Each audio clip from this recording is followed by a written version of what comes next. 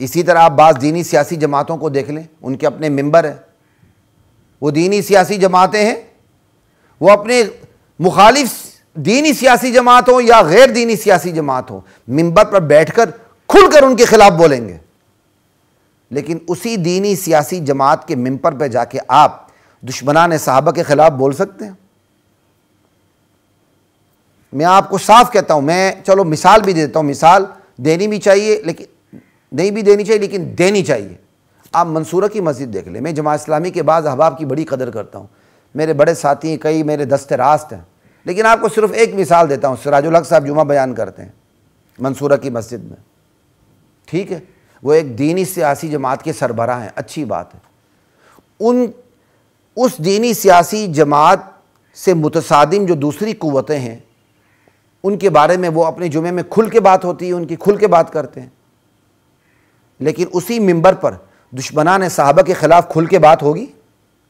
محرم میں جو کچھ ہو رہا ہے، مجلسوں میں صحابہ پر تبرہ ہوتا ہے، ان کے خلاف فتویٰ لگے گا؟ نہیں لگے گا، نہیں بات ہوگی۔ کیوں؟ یہ ان کے نزدیک فرقہ پرستی ہے، یہ ان کے نزدیک اتحاد امت میں توڑ ہے۔ یہی خواتین و حضرات میں آپ کو بتانا چاہتا ہوں، ہر ایک نے اپنی 1.5 انچ کی مسجد کھڑی کر کے اس کے اندر خود ساختہ حد بندیاں کی ہوئی ہیں۔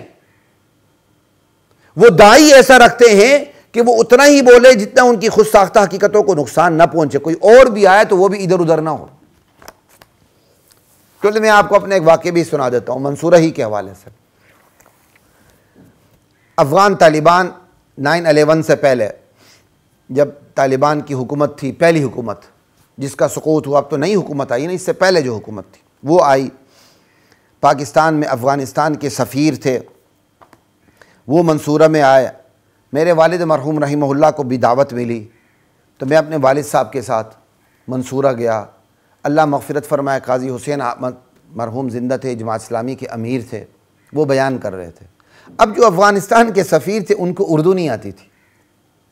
قاضی حسین احمد صاحب، اللہ ان کی اس غلطی کو، لغزش کو معاف کرے، انہوں نے افغان سفیر کو بٹھا کے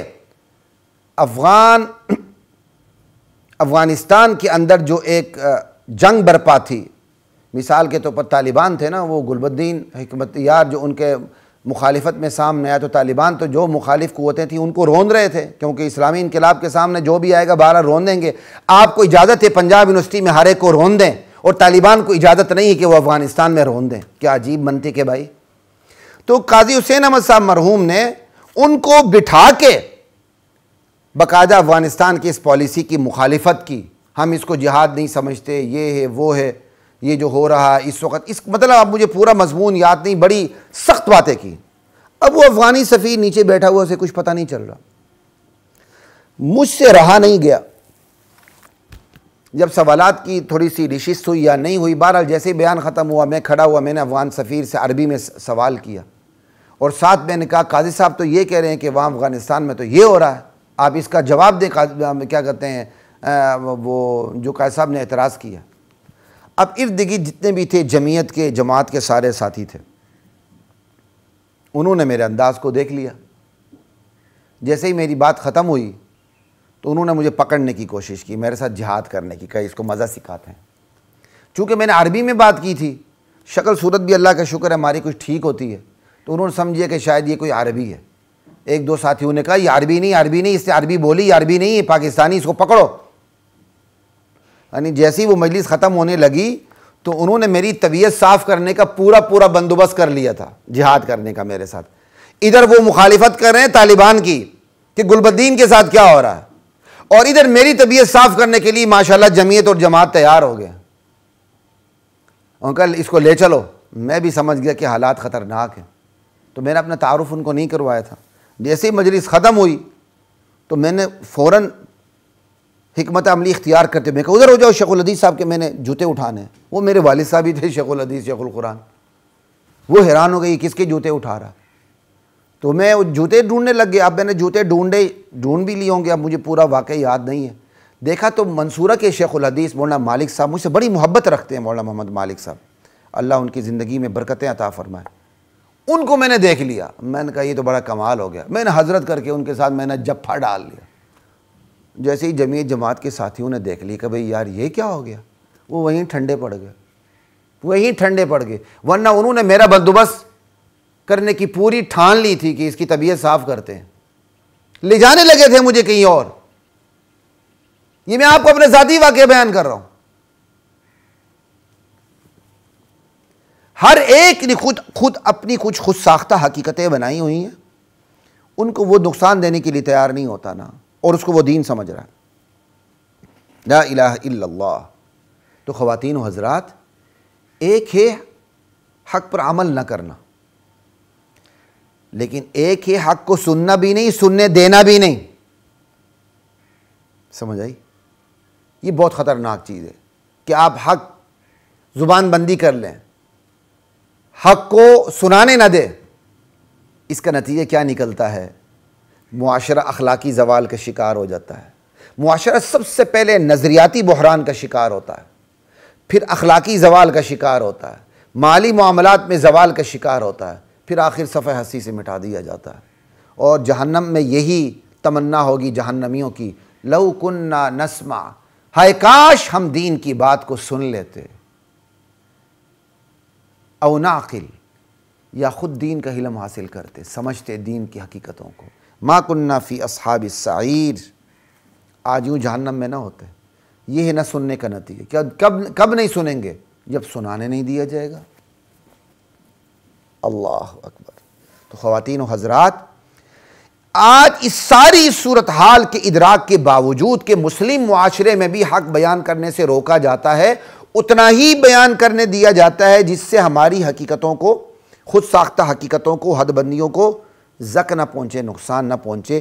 اس ساری صورتحال کے ادراک کے باوجود جو بندے، جو بندہ، جو فرد، جو افراد حق کو پہنچانے کا بندوبست کر سکتے ہیں، ابلاغ حق کا بندوبست کر سکتے ہیں اور نہیں کرتے، مبلغین کی پشتبانی کر سکتے ہیں، ان کے دست راست بن کے کھڑے ہو سکتے ہیں، لیکن نہیں ہوتے، انہیں تنہا کر دیتے ہیں، انہیں بے یار و مددگار چھوڑ دیتے ہیں۔ سمجھ آئی؟ اور ابلاغ حق کے جو ذرائع ہیں انہیں اختیار نہیں کرتے۔ یہ بھی زبان بندی ہے۔ سب کچھ سمجھنے کے باوجود مبلغین کے پشتیبان نہ بننا، ان کا ساتھ نہ دینا، حق کو پہنچانے کا بندوبست نہ کرنا، حالانکہ طاقت ہے حق کو پہنچانے کی، یہ بھی تو زبان بندی ہے بھائی۔ یہ بھی تو حق کو نہ پہنچانا ہے، یہ بھی تو مشرک اقوام کا وتیرہ ہے جو ہمارے اندر ہے۔ اسی طرح آج اس جدید دنیا میں حق کو پہنچانے کے ذرائع بہت زیادہ ہو چکے ہیں۔ جیسے میں آپ کے سامنے بیٹھا ہوں، اب یہ الحمدللہ سینکڑوں لوگ سنیں گے، پتہ نہیں بات کہاں سے کہاں جائے گی۔ یہ بھی ایک اہم ترین ذریعہ ہے۔ تحریر، لٹریچر اہم ترین ذریعہ ہے، مین سٹریم میڈیا اہم ترین ذریعہ ہے، آپ کے جتنے بھی یہ سوشل میڈیا کے چینلز ہیں یہ بہت اہم ترین ذریعہ، اور بھی جتنے بھی ذرائع ہیں، حق کو پہنچانے کے جو ذرائع ان کو اختیار نہ کرنا، جبکہ پتہ بھی چل رہا ہے نہ کرنے سے نقصان ہو رہا ہے، نہ کرنے سے نقصان ہو رہا ہے، تو کیا یہ زبان بندی نہیں؟ کیا یہ حق کو روکنے والی بات نہیں؟ کیا یہی عادتیں مشرک قوموں کی نہیں؟ اس کا انجام کیا ہے؟ جہنم۔ مشرک قومیں تو حق کو نہ سننے نہ سنانے کی وجہ سے جہنم کی مستحق ہوئیں، اور ہم نہ سننے نہ سنانے کی وجہ سے جنت میں جائیں گے۔ انا للہ و انا الیہ راجعون۔ اسی طرح آج علماء کی، مبلغین کی ایک بہت بڑی تعداد منکرات کو دیکھتی ہے، برائیوں کو دیکھتی ہے، لیکن خاموش رہتی ہے، صم بکم عمی ہوتی ہے۔ سمجھ آئی؟ تو کیا یہ بھی زبان بندی نہیں؟ کیا یہ بھی حق کو سننے سنانے سے روکنا نہیں؟ کیا یہ بھی اسی زمرے میں بات نہیں آتی؟ کیا یہ معافی ملے گی ایسے مبلغین اور علماء کو جو معاشرے کے اندر منکرات کو دیکھ رہے ہیں، لیکن اپنے ذاتی مفاد کی وجہ سے داد وصول کرنے کے لیے ہر طبقے، ہر فرقے اور ہر مسلک میں کیا کہتے ہیں وہ ہر مسلک سے داد وصول کرنے کے لیے خاموش رہتے ہیں، تو کیا یہ بھی زبان بندی نہیں کہ انہوں نے اپنی زبان خود بند کی ہے؟ ایک تو مشرک قومیں بند کرے نا، ایک تو انہوں نے اپنی زبان خود بند کی ہے۔ کیا یہ خدا کے ہاں یہ چیز قابل برداشت ہو سکتی ہے؟ علماء اس پہ توجہ دیں۔ دشمنان صحابہ اور ہمارا اختلاف ہے، نہیں جی مسلک کے اختلاف ہے، ہر ایک کے پیچھے ہو جاتی ہے نماز، لیکن جس کے اندر یہ ہو مشرک ہو اس کے پیچھے نہیں ہوتی۔ خدا کا خوف کرو بھائی، دشمنان صحابہ کے ساتھ ہمارا اختلاف مسلک کا نہیں ہے، دشمنان صحابہ کے ساتھ خدا کی قسم ہمارا اختلاف اصولی ہے، اصولی توحید کے اختلاف ہے، ختم نبوت کے اختلاف ہے، نبوت کے اختلاف ہے، دین کے اندر بہت سی باتیں گھسیڑنے کے اختلاف ہے، اور آپ نے اس کو مسلک کے اختلاف بنا لیا۔ کیا چاہتے ہیں آپ؟ کوئی حکومتی وزارت لینا چاہتے ہیں، کوئی عہدہ لینا چاہتے ہیں، کوئی اسلامی نظریاتی کونسل کے ممبر بننا چاہتے ہیں؟ ایسے لوگ کیا چاہتے ہیں؟ مٹی پاؤ پالیسی سے خدا کے ہاں معافی نہیں ملے گی۔ لا الہ الا اللہ۔ یہ شکر نہیں کرتے کہ ہمارے بزرگوں کو یہ ذرائع ابلاغ حاصل نہیں تھے، آج ہمیں حاصل ہیں، ہم اپنی جگہ بیٹھ کر دین بیان کر سکتے ہیں۔ ہم اس کو بھی کافی نہیں سمجھتے۔ ہر مسلک کے ہاں قابل قبول بننا چاہتے ہیں، ہر مسلک کے ہاں قابل قبول بننے کی خواہش رکھنے والا بندہ منافق ہوتا ہے۔ لا الہ الا اللہ۔ وَلَقَدْ أَنزَلْنَا